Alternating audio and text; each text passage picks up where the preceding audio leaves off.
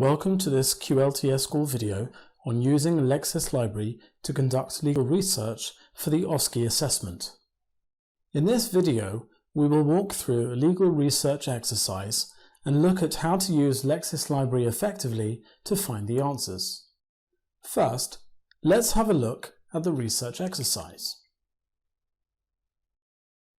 We have been instructed by Iguana Digital Media Limited to advise the company on the legal implications of certain events surrounding its incorporation.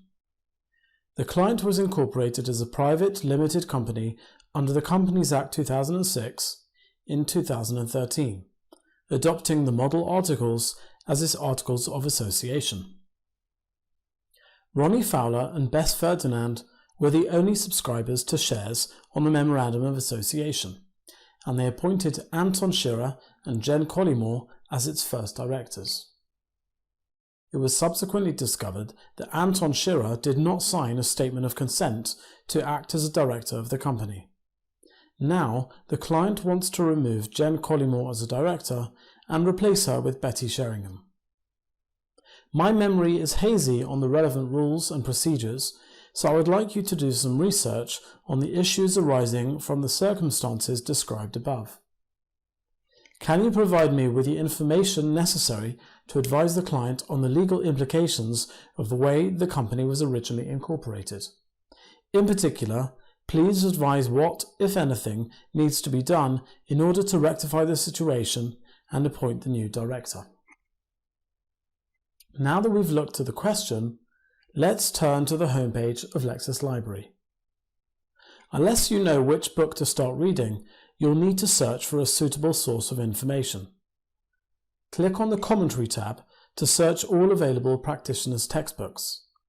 In the Search Terms box, type words you would expect to find in a helpful paragraph, separating each distinct word or phrase with "and."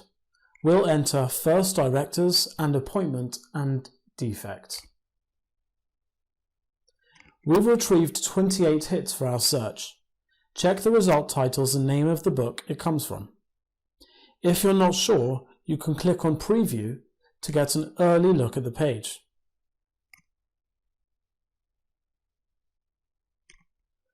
Let's click on the second result from Butterworth's Corporate Law Service, a well-known textbook on company law.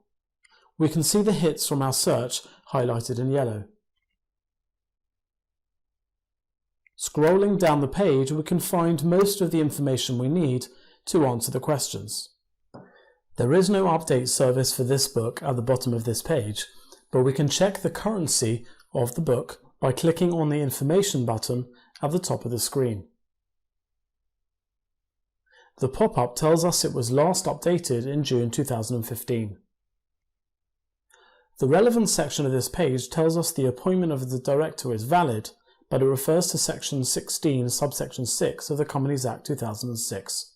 We should click the link to make sure the legislation is in force. Right-click the link to open it in a new tab and keep your current page alive.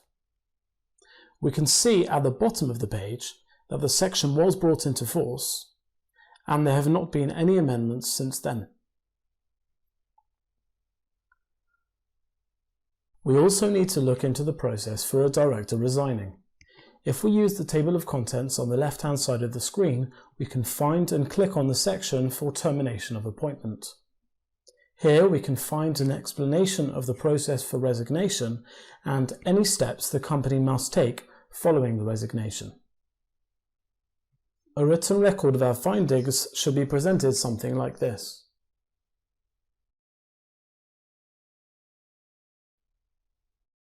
Thank you for watching this QLTS school video. For more help with legal research, watch our top tips video.